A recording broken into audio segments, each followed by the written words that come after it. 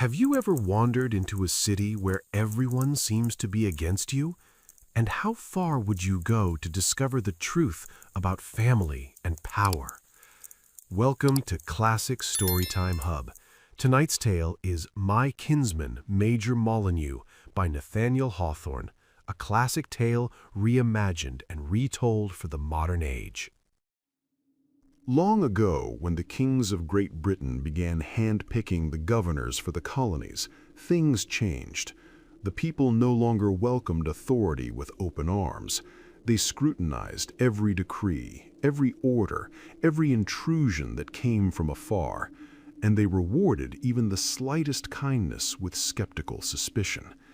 Some governors tried to soften the harsh commands from across the ocean, but in doing so, they drew the ire of those who sent them. History tells us the cost. In Massachusetts Bay, 6 governors over 40 years met grim fates. 2 imprisoned by angry mobs, 1 possibly chased away by a musket's shot, another driven to his grave by endless clashes with lawmakers. The others? Their peace was fleeting, their power fragile. Even the minor officials of the court lived under constant tension, trapped between duty and danger. It was against this backdrop of unrest that one summer night's strange adventure unfolded, just shy of 100 years ago. To spare you the long, dry account of colonial politics, know only this: the people were restless, the air thick with suspicion, and anything might happen under the moonlight. Near 9 o'clock, a solitary figure stepped off a ferryboat. The night was bright with a rising moon, yet the air carried the hush of expectation. He had persuaded the ferryman to cross at this unusual hour, offering an extra fare for the favor. As he fumbled in his pockets to pay, the ferryman lifted a lantern, casting a warm glow that illuminated the stranger's silhouette. Every detail of him was visible: tall, hesitant, and out of place in a city alive with whispers and secrets. The night seemed to hold its breath, as if waiting to see what the newcomer might encounter next. He was barely 18, a boy clearly raised in the countryside, and tonight seemed to be his very first venture into the bustle of the town. His coat, a rough gray fabric, was worn but carefully mended, hinting at both thrift and pride. Underneath, tight leather garments clung to strong, well-shaped limbs, proof of a life spent outdoors, of work and endurance. His blue yarn stockings bore the unmistakable mark of a loving hand, perhaps a mother's or sister's, and atop his head sat a 3-cornered hat, once dignified, now weathered, likely having sheltered his father's brow in days long past. Clutched under his left arm was a stout cudgel, carved from an oak sapling, its gnarled roots still intact, ready for defense or mischief. Slung across his shoulders was a simple wallet, light enough not to slow him, though containing little more than a few coins. Nature, however, had lavished its own adornments upon him: soft brown curls, finely shaped features, and eyes that sparkled with a cheerful, alert light. No art or fashion could have improved upon what he carried in his youth and spirit. His name was Robin.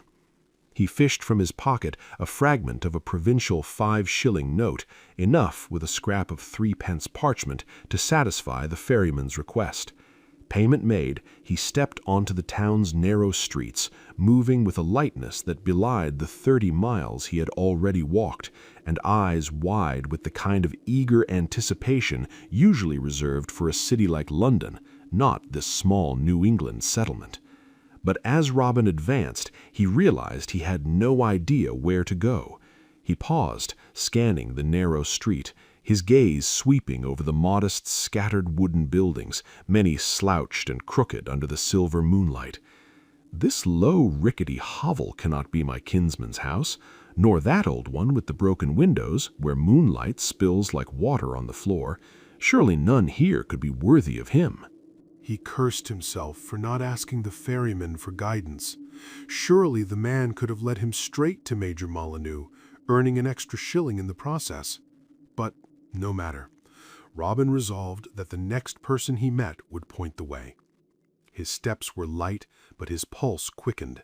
The town seemed alive, waiting, watching, and he knew that something extraordinary was about to happen.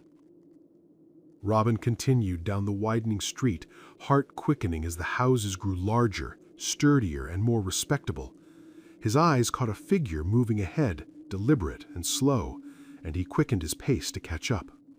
The man was older, cloaked in a wide-skirted dark coat, silk stockings rolled neatly above his knees, and a periwig of gray hair framing a stern face. In his hand he carried a long polished cane, tapping it on the cobblestones with measured authority, and between each step he let out two strange hollow hems, sounding almost like echoes from a tomb intruding upon his fury. Robin, seizing his courage, reached forward and lightly grasped the edge of the man's coat as they passed the glow of a barber's shop, where warm lantern light spilled onto the street.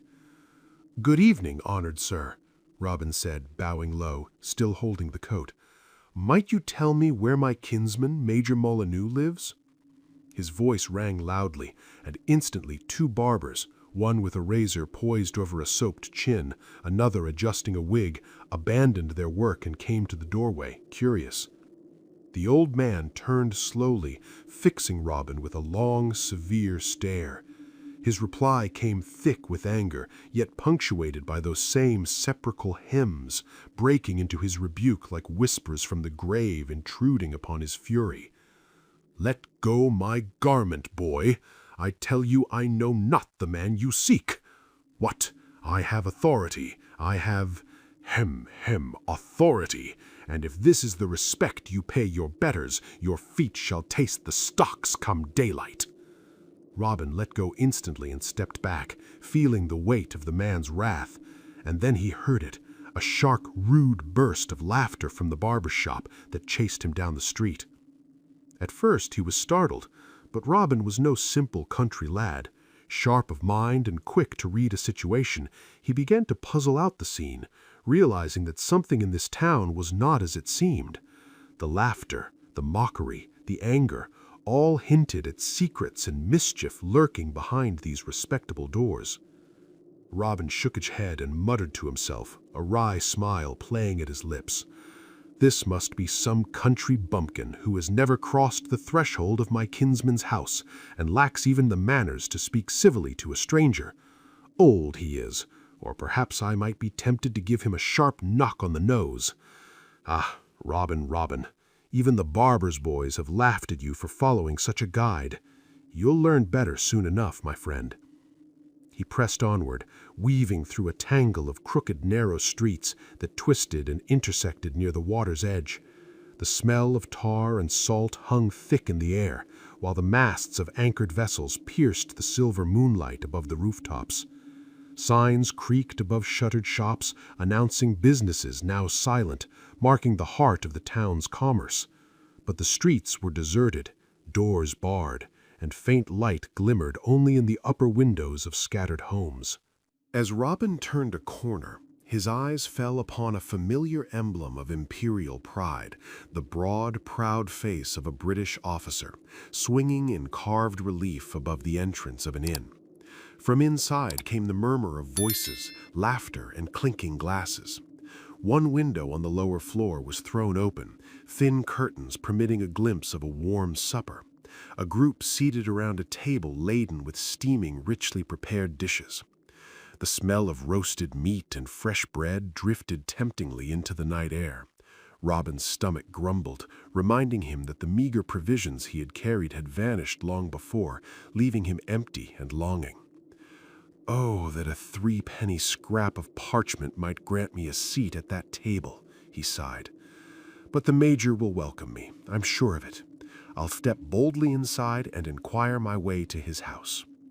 With a deep breath, Robin crossed the threshold.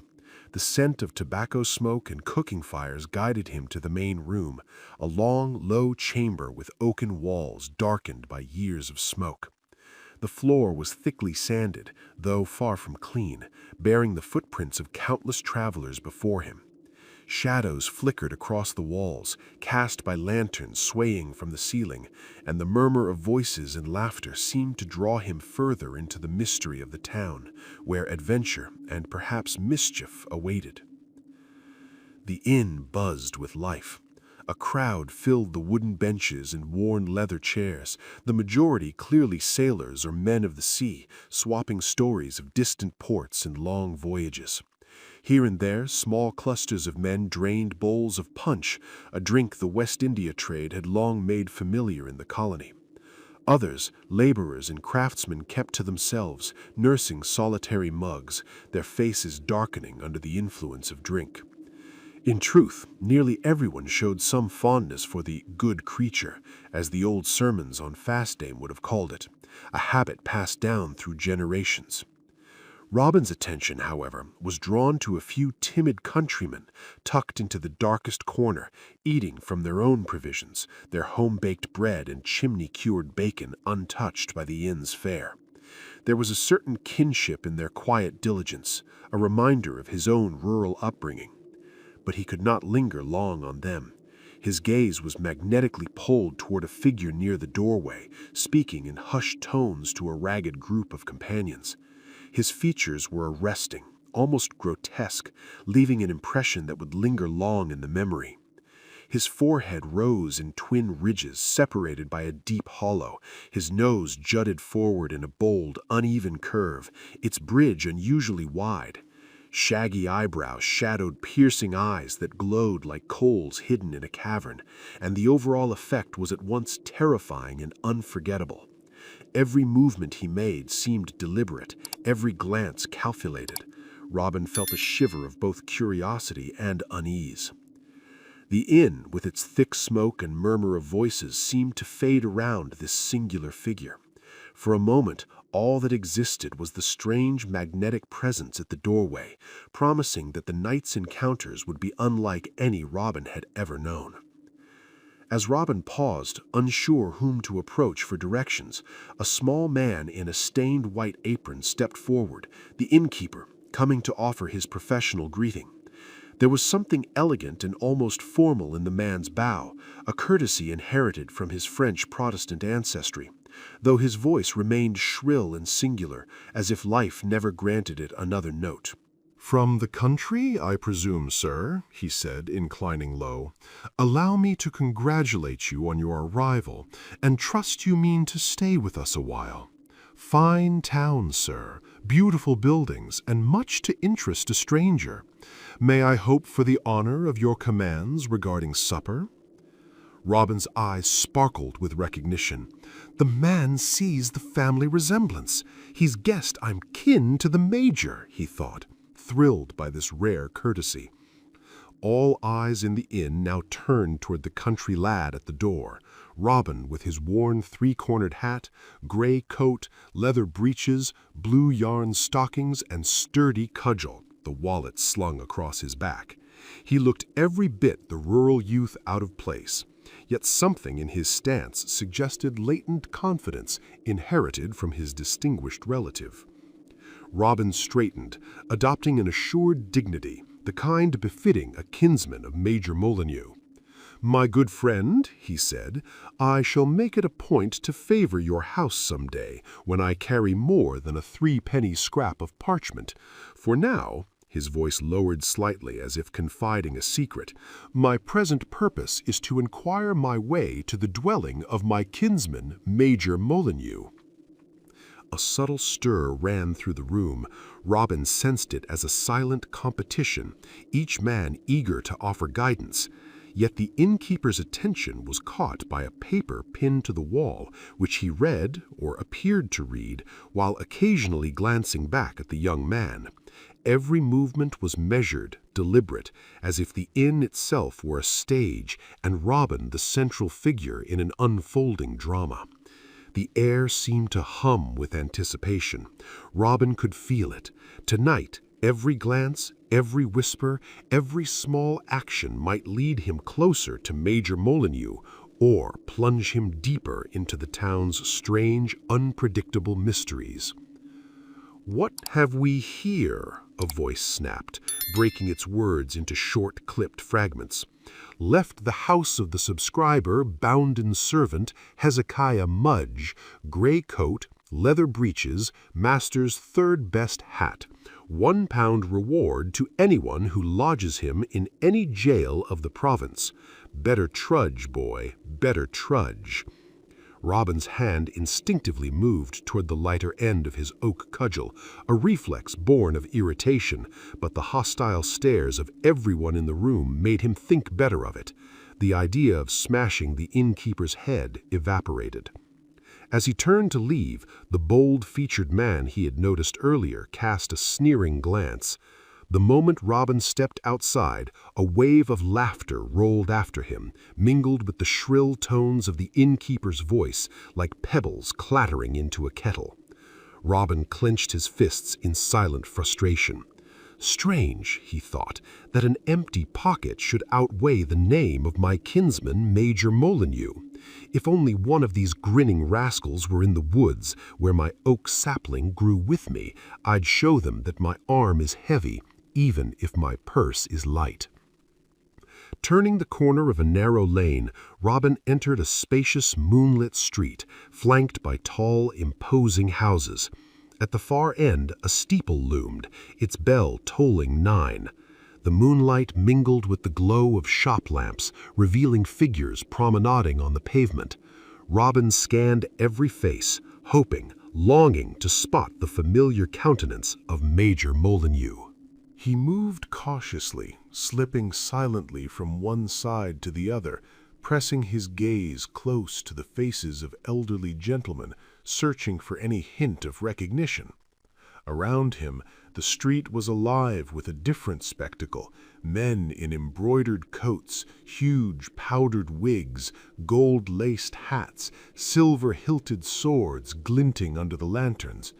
The dazzling display of wealth and fashion made Robin's simple attire of gray coat and leather breeches stand out all the more, but he pressed on, determined not to lose sight of his quest.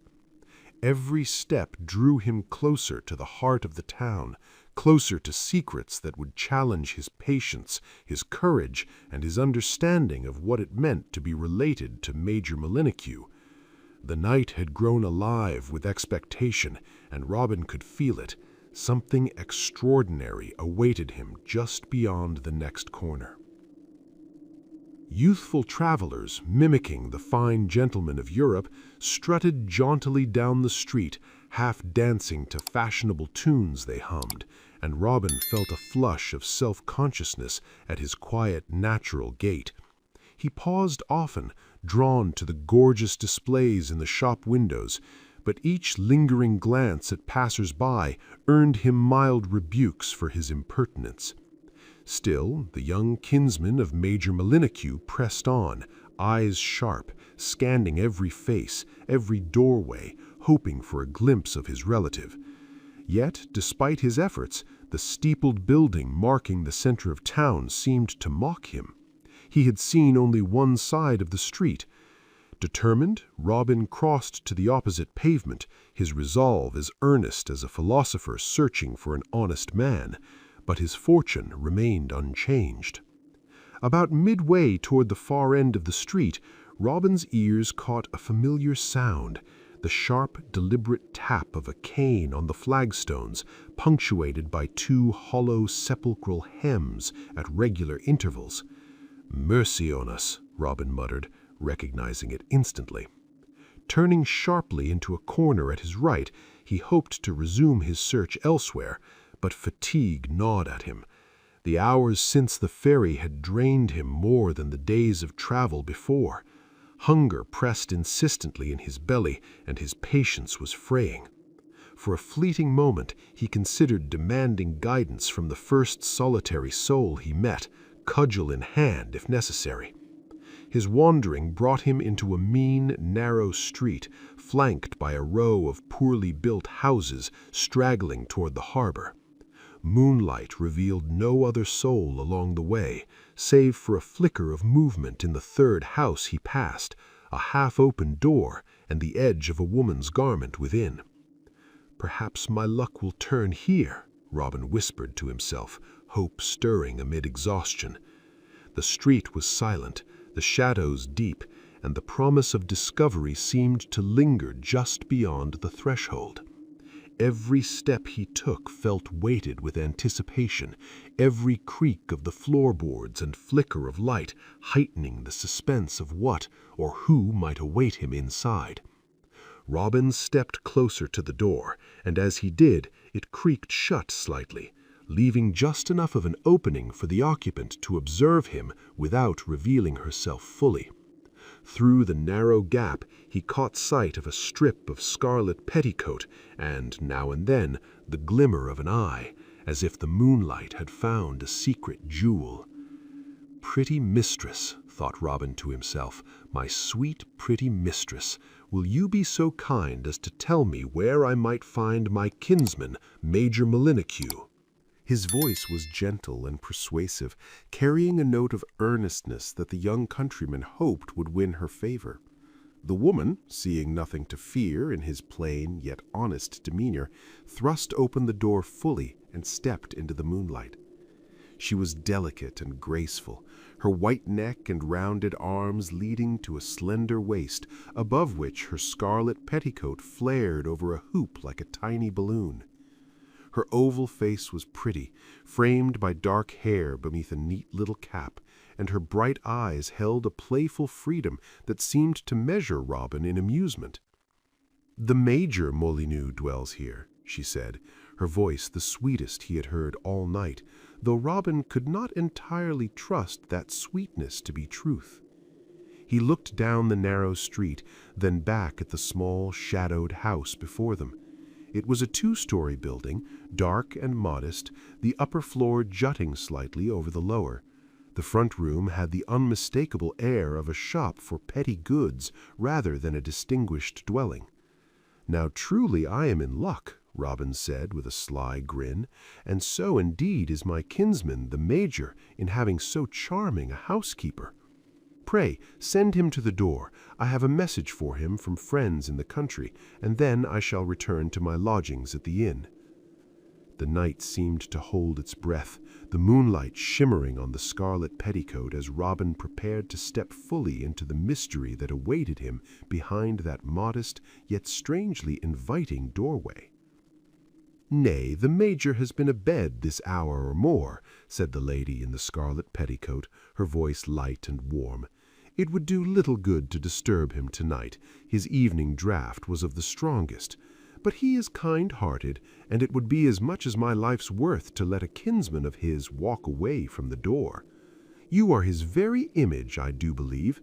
That hat, surely it is his rainy weather hat, and those leather small-clothes resemble his own perfectly. Come in, I pray you, for I bid you welcome in his name." With that, the charming, gracious woman took Robin by the hand. Her touch was gentle yet firm, and though Robin could read thoughts unspoken in her eyes, he felt the slender-waisted woman's quiet strength as she guided his half-willing steps almost to the threshold.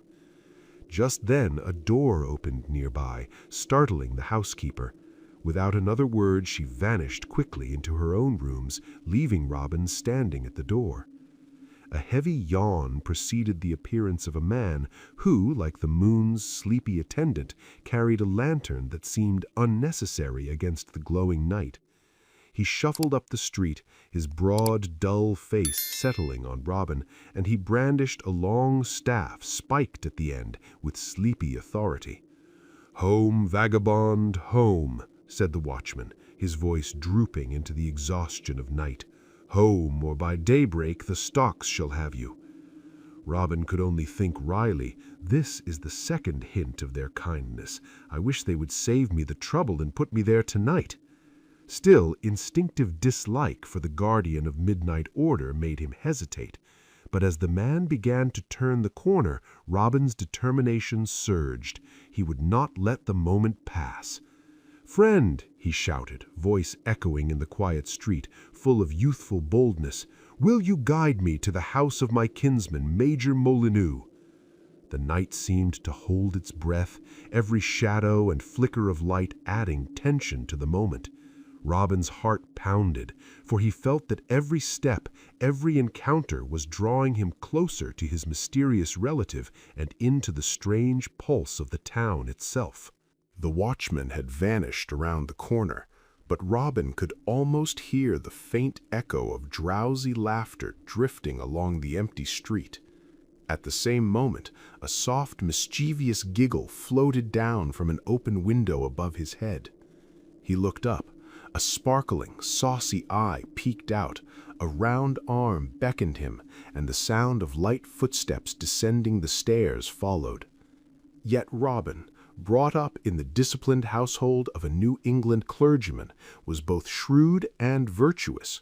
He resisted the temptation, turning away with a mix of frustration and self-control, fleeing into the shadows of the town.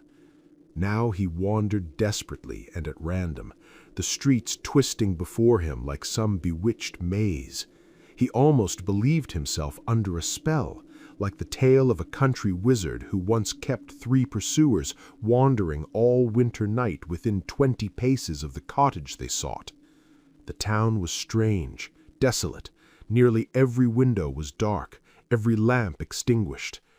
Twice, small groups of men passed him, dressed in strange and outlandish attire, and paused to speak, but their words were in a language Robin did not understand, and when his ignorance became apparent, they cursed him loudly in English before hurrying off into the darkness. At last, Robin resolved to knock at every door that might belong to his kinsman, believing that perseverance alone could overcome the strange misfortune that had blocked him thus far.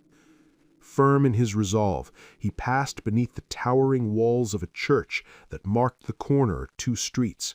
As he entered the shadow of its steeple, a bulky figure emerged from the darkness, muffled in a heavy cloak and moving with urgent purpose. Robin planted himself squarely in the man's path, gripping his oak cudgel with both hands, holding it like a barrier to any further passage. His heart pounded. The night air was thick with suspense, and the figure before him seemed equally determined, a harbinger of the confrontation and revelations that the dark town had been weaving for him all along. "Halt, honest man, and answer me a question," Robin called out, his voice ringing with resolve. "Tell me this instant whereabouts is the dwelling of my kinsman Major Molineux?" A deep, gruff voice, familiar yet menacing, growled back. "Keep your tongue between your teeth, fool, and let me pass. Let me pass, or I'll strike you to the earth." "No, no, neighbor," Robin shouted, flourishing his oak cudgel. He pressed the heavier end close to the man's muffled face, standing his ground. "I am no fool, nor shall you pass until you answer me. Where is Major Molineux's dwelling?" Instead of forcing his way through, the stranger stepped back into the moonlight, removed his muffler, and fixed Robin with an unforgettable stare. "Watch here an hour, and Major Molineux will pass by," he said, voice as cold as iron. Robin froze, staring at the unprecedented visage before him. He recognized the features from the inn, the double bulging forehead, the broad hooked nose, the shaggy eyebrows and fiery eyes. Yet the stranger's complexion had undergone a shocking 2-fold transformation. One side of the face burned bright red, the other black as midnight, the dividing line cutting across the broad bridge of the nose. The mouth, stretched from ear to ear, mirrored this infernal contrast. It was as though 2 devils, one of fire, one of shadow, had fused into a single terrifying countenance. The stranger grinned, then vanished into the darkness in an instant, leaving Robin staring after him in disbelief. "Strange things we travelers see," Robin muttered, heart pounding. He sank onto the steps of the church, deciding to wait the appointed hour for his kinsman. For a few moments he contemplated the monstrous figure he had just encountered, pondering its nature, its colors, its infernal aura. Once he had satisfied his curiosity, he turned his attention to the quiet street around him, scanning for the next hint of the mysterious Major Molineux, anticipation tingling in every nerve. The night had grown thicker, darker, and more alive with unseen eyes, and Robin felt that each passing shadow might carry both revelation and danger as he prepared for the final encounter that would decide the fate of his long-awaited meeting. The house he now approached was more respectable than most he had wandered past, and the moon lent a dreamlike, almost romantic glow to the familiar street. Its light turned the ordinary into something strangely beautiful, painting the worn buildings with mystery and imagination. The houses were of quirky, irregular design, some with roofs broken into tiny peaks, others rising steeply to a single sharp point, and still others square and stout. Some gleamed pure snow white, while others were darkened by age, and countless sparkles from glass and metal danced across the walls. Robin's eyes traced every angle, every shadow, fascinated, yet soon growing weary of their endless variety. Then he tried to focus on distant shapes which seemed ghostly and indistinct, shifting as his gaze attempted to grasp them. At last, he settled on a single building across the street, directly opposite the church steps where he had stationed himself. It was a large, square mansion, immediately distinguished from its neighbors by a balcony supported on tall pillars, and an ornate Gothic window that commanded attention even from across the way. Perhaps this is the very house I have been seeking, Robin thought, hope tingling in his chest. To pass the time, he listened to a low, continuous murmur drifting along the street. It was a strange, dreamy sound, a mixture of distant noises too far away to distinguish, yet blending into a hypnotic lullaby of a town at rest. Occasionally, the monotony was pierced by a loud shout from afar, startling in contrast to the pervasive drowsiness. To shake off the almost soporific effect, Robin climbed the frame of a church window, peering inside. Moonlight trembled across the empty pews, spilling along the quiet aisles, illuminating the hushed grandeur of the sanctuary.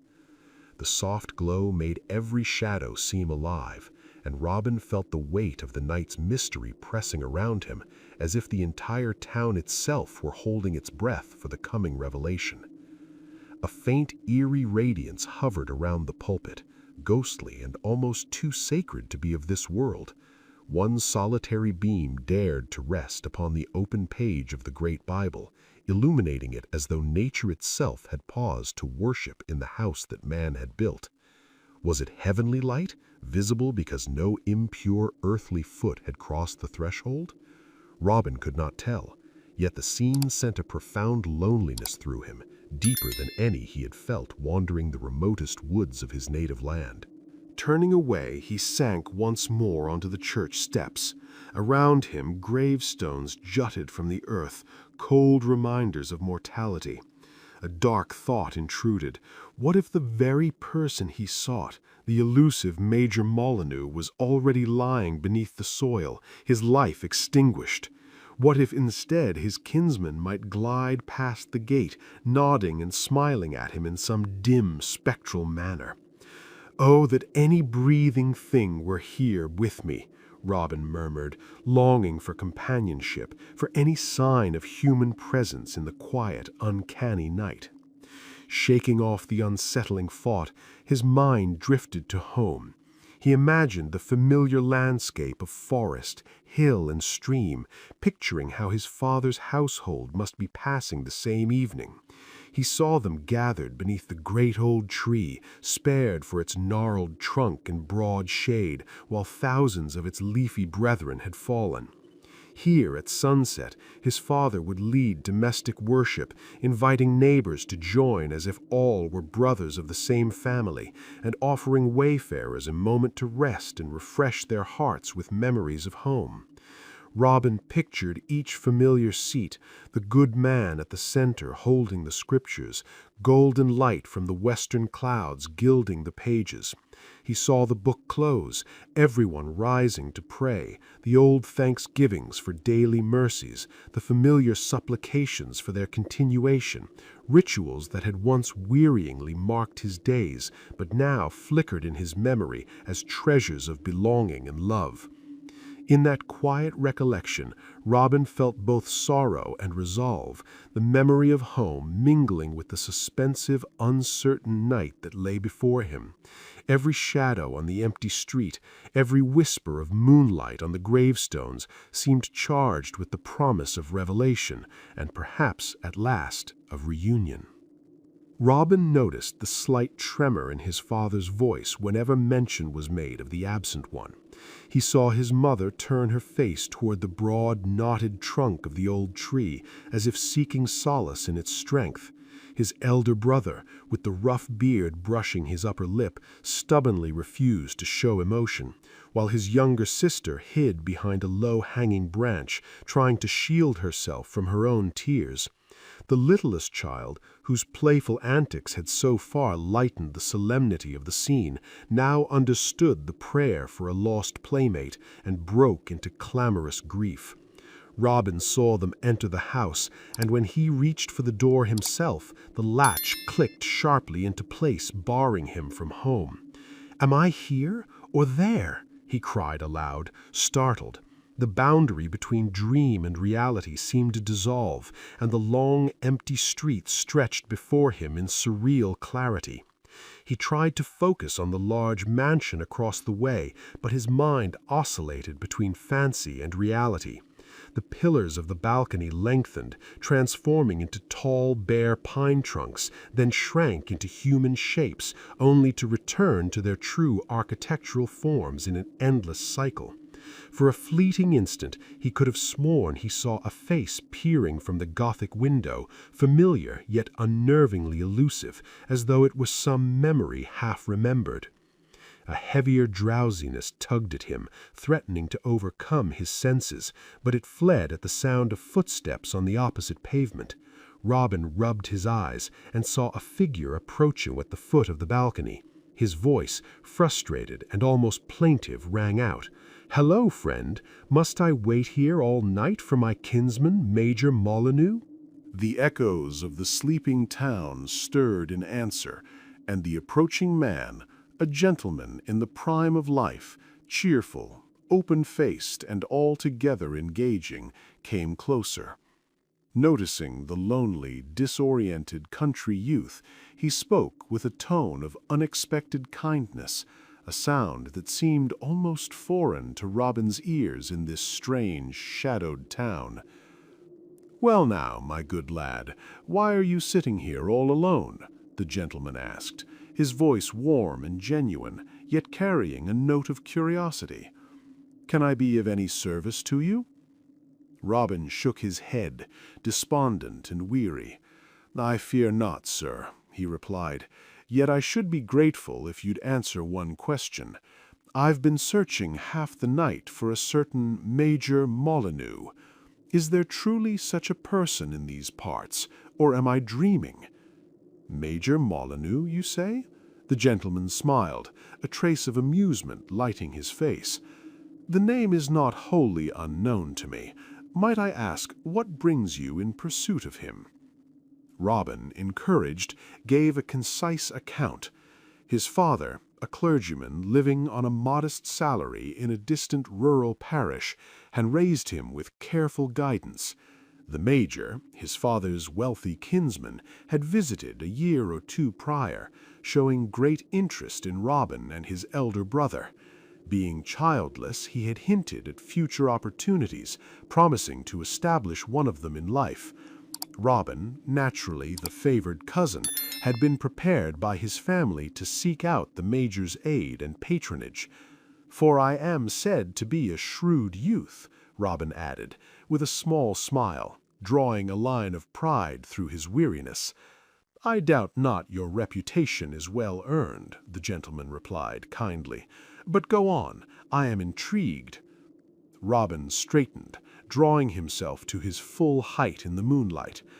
"Well, sir, I am nearly 18, and as you can see, fairly grown. I thought it high time to begin my own journey in the world. My mother and sister set me in handsome trim, my father gave me half the remnant of last year's salary, and 5 days ago I set out for this town, determined to pay my respects to the major. But, sir, would you believe it? I crossed the ferry just after dark, and since then I have found no one willing to show me the way to his dwelling. Only an hour or two ago I was told to wait here, that Major Molineux would pass by." Robin's words hung in the still night air, the weight of his journey and the strangeness of the town settling upon him. The gentleman listened intently, his eyes reflecting both amusement and interest, as if the story itself had conjured a mystery too curious to ignore. "Can you describe the man who told you this?" asked the gentleman, leaning slightly forward, eyes glinting with curiosity. "Oh, sir, he was a very ill-favored fellow," he replied, his voice low and wary. "Two great bumps on his forehead, a hooked nose, fiery eyes, and the strangest part, his face was of two different colors. Do you know such a man?" "Not intimately," answered the stranger with a faint smile, "yet I chanced to meet him shortly before you stopped me. I think you may trust his word. The Major will pass through this street very soon. Meanwhile, I have a peculiar curiosity to see this meeting myself. Let me sit here on the steps and keep you company." He settled beside Robin, and they began to converse, their dialogue lively, though briefly interrupted by a growing clamor in the distance. The shouts, faint at first, now rushed forward, filling the street with urgent chaos. "What may this uproar be?" Robin asked, eyes wide, leaning forward. "If your town is always like this, I shall sleep little while I remain here."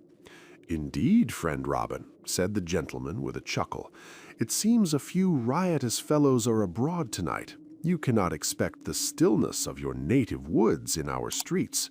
But fear not, the watch will soon be upon them." Robin's eyes narrowed, and he remembered the sleepy lantern-bearer of earlier. "Aye, and they shall set them in the stocks by peep of day. But, sir, if my ears deceive me not, an army of watchmen would scarcely match this crowd. At least 1,000 voices rise in that single shout." "Perhaps a man may have several voices, Robin, as well as two complexions," said his companion with a smile. "Perhaps, sir," said the shrewd youth, "but heaven forbid a woman should." His thoughts lingered briefly on the Major's mischievous housekeeper, her playful, coaxing tones still echoing in his mind. The uproar swelled further. Trumpets rang out from neighboring streets, their notes shrill and continuous. Between the brass blasts came discordant instruments and wild laughter, filling every shadowed corner with a cacophony of chaos. Robin rose from the steps, heart pounding with curiosity and dread, and looked toward the growing crowd, where people surged and hurried toward some mysterious point, a spectacle he was irresistibly drawn to witness. "Surely some extraordinary revelry is underway," Robin exclaimed, his eyes wide with excitement. "I've laughed so little since leaving home, I wouldn't miss a chance to see such fun. Shall we peek around that dark house and take part?" "Sit down again, good Robin," the gentleman said, gently pressing a hand on the edge of Robin's gray coat. "You forget, we are here to wait for your kinsman, and he will surely pass in a few moments." The sounds of the uproar rolled closer, shaking the quiet neighborhood. Windows flew open, heads appeared, half-dressed and startled from sleep, staring at the gathering chaos. Eager voices called out to one another from house to house, demanding explanations that no one could provide. Men stumbled over stone steps, hurried by curiosity and confusion. The din of shouts, laughter, and harsh, tuneless music grew louder with each passing second, until small groups coalesced into thickening crowds, converging from all directions. "Will you recognize your kinsman if he comes through this mass of people?" asked the gentleman. Robin shook his head, a mixture of determination and doubt in his eyes. "I can't guarantee it, sir, but I'll take my stand here and keep a bright lookout." He stepped down to the edge of the pavement, muscles tense, eyes scanning every moving figure. The street erupted as a tide of people poured in, rolling toward the church in a slow, unstoppable wave. In the midst of the chaos, a single horseman appeared, turning the corner with deliberate force. Behind him, a band of wild, shrill instruments cut through the night air, their cacophony made sharper by the open street. A red glow flickered against the moonlight, torches held high by the pressing crowd, blinding the eye to anything beneath their flames. The horseman rode at the head of this tumult, clad in military dress, a drawn sword glinting dangerously. His face was a strange mask of contrasts, one cheek fiery red, alive with the fury of battle, the other black as morning, a grim reminder of death. He was war made flesh, a figure both awe-inspiring and terrifying, riding into the heart of the crowd with commanding authority. Robin's heart pounded in his chest. Every instinct told him that the moment he had been waiting for, the meeting with Major Molineux, was at last approaching. In the chaotic wake of the horseman, figures in wild Indian garb mingled with phantasmagoric shapes that seemed drawn from some fevered imagination. The procession moved like a living dream through the midnight streets, surreal and unstoppable. Spectators crowded the edges, cheering or gasping in alarm, while a few women darted along the sidewalks, their shrill cries cutting through the clamor of laughter, music, and shouting. "The double-faced man is watching me," muttered Robin, a chill crawling up his spine. An indefinable unease told him he was about to play a role in this strange spectacle. The leader of the parade, the single horseman, swiveled in his saddle, eyes blazing directly at the young country boy. Robin's gaze met those fiery orbs, and he felt an instant tinge of fear, yet could not look away. Then the musicians passed, their notes clashing violently, while torches flared wildly, painting everything in jagged, trembling light. Shadows darted across the cobblestones, half human, half monster, then vanished in the blaze, leaving only uncertainty in their wake. The rattle of wheels echoed over the stones, and fragmented shapes hinted at a human presence, but always just out of reach. A command thundered from the horseman, "Halt!" The trumpets shrieked one last horrifying note, then fell silent. The crowd's cheers and laughter faded, leaving an eerie, humming stillness, as if the night itself were holding its breath. Before Robin, at the heart of this strange theater, stood an uncovered cart. Here the torches burned brightest, the moonlight poured down like daylight, and there, draped in tar and feathers, sat his kinsman, Major Molineux. The Major was an imposing figure in calmer times, large, majestic, with square, commanding features, a man whose very presence had once inspired respect. But now, under the cruel machinery of his enemies, he was transformed. His face was pale as death, the broad forehead furrowed into a single grizzled line of agony. His eyes were red and wild, a storm of fear and disbelief, while a thin layer of white foam trembled on his quivering lips.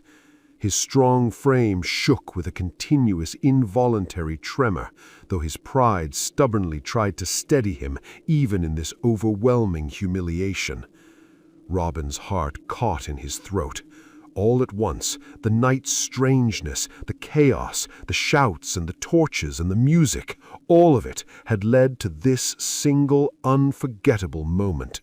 There, in the heart of the street, was the man he had come so far to see, reduced to a figure of terror and mockery, yet still his kinsman, still the Major.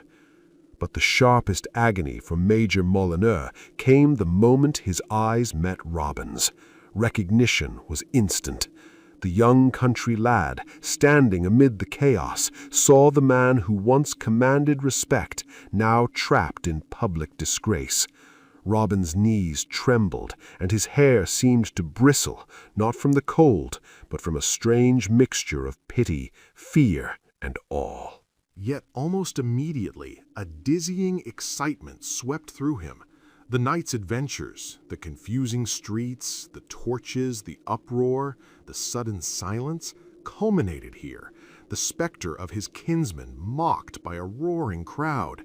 The laughter, the lights, the chaos, it intoxicated Robin's mind, and he felt himself almost swept into the madness of the scene. A sluggish chuckle pulled him from his reverie. Around the corner of the church, the lantern-bearer appeared, rubbing his eyes with sleepy enjoyment at Robin's astonishment. Then came the tinkle of silvery laughter, a playful tug at his arm, and Robin glimpsed the lady in the scarlet petticoat, her eyes dancing with mischief. He caught the innkeeper's sharp, dry laugh, apron over his head, peeking from the crowd. And finally, echoing above all, came a great broad laugh, broken by two solemn hems, haw, haw, haw, hem, hem, haw, haw, haw, resonating from the balcony of the Gothic house opposite. Robin lifted his eyes and saw the old citizen there, wide-gowned, nightcap tilted back, silk stockings slouching, and a polished cane held for balance amid fits of convulsive mirth. His solemn, aged features seemed carved with the grotesque humor of a tombstone inscription, mocking all seriousness. In that moment, Robin understood the full spectacle. The barbers, the tavern guests, the playful women, and the pranksters of the streets all had conspired in their separate ways to weave this elaborate, humiliating pageant. Every voice, every laugh, every sneer joined in a symphony of mockery that left the young country boy dizzy with wonder, horror, and an unforgettable sense of the cruelty and folly of the world he had entered. Robin stood still, heart racing, mind spinning, yet he could not look away. The night, the lights, the laughter, and the fallen majesty of his kinsman were seared into his memory, a moment of humiliation and revelation he would never forget. The laughter was contagious. One by one, the crowd erupted into wild, unrestrained mirth, but Robin's laugh soared above them all, ringing sharp and clear through the narrow streets. Even the clouds above seemed to tremble, quivering in the silvery moonlight, as if the whole sky had caught the spirit of the chaos. The man in the moon, peering down from his celestial perch, might well have chuckled, thinking, "Oh-ho, the old earth is frolicsome tonight." Then, as quickly as it had begun, the momentary calm passed. The procession surged forward again, like fiends circling a fallen monarch, majestic still in suffering, yet utterly powerless. They moved in mock grandeur, a parade of frenzied revelry trampling on the dignity of the once proud Major Molineux. The torches flickered, the discordant music wailed, and the streets for a moment seemed haunted by the shadows of human folly. Then, like a wave withdrawing from the shore, the tumult passed, leaving the street eerily silent. The gentleman who had accompanied Robin laid a hand gently on the youth's shoulder. "Well, Robin?" he asked, voice calm. "Are you dreaming?" Robin started, blinking in the sudden stillness, his grip on the stone post loosening. His cheeks were pale, and the sparkle in his eyes had dimmed from the excitement of earlier hours. "Will you show me the way to the ferry?" he asked at last, voice quiet, tinged with exhaustion. The gentleman smiled knowingly. "Ah, it seems you've chosen a new subject for inquiry, then." Robin's lips curved faintly, dryly. "Yes, sir. Thanks to you and to my other friends, I have finally met my kinsman. He will likely never wish to see my face again. I find myself weary of town life. Will you show me the way to the ferry?" The gentleman shook his head gently. "Not tonight, Robin. Perhaps in a few days, if you wish. Or, if you prefer, you may stay a while longer and, as a shrewd youth, rise in the world without the aid of Major Molineux at all." Robin looked up, eyes reflecting the moonlight and the lingering echoes of the night's chaos. The streets were now quiet, but the memory of the spectacle, of laughter, torchlight, and public humiliation would remain etched in his mind forever. a harsh, unforgettable lesson in the folly and cruelty that can await the unsuspecting in the wider world. And thus the story ended. If you liked this journey into the worlds of classic literature, do not forget to support us by subscribing so we can tell you more. And hey, if there's a classic tale you'd love to hear told in this suspenseful style, drop its name in the comments below. Your suggestion might be our next chilling adventure.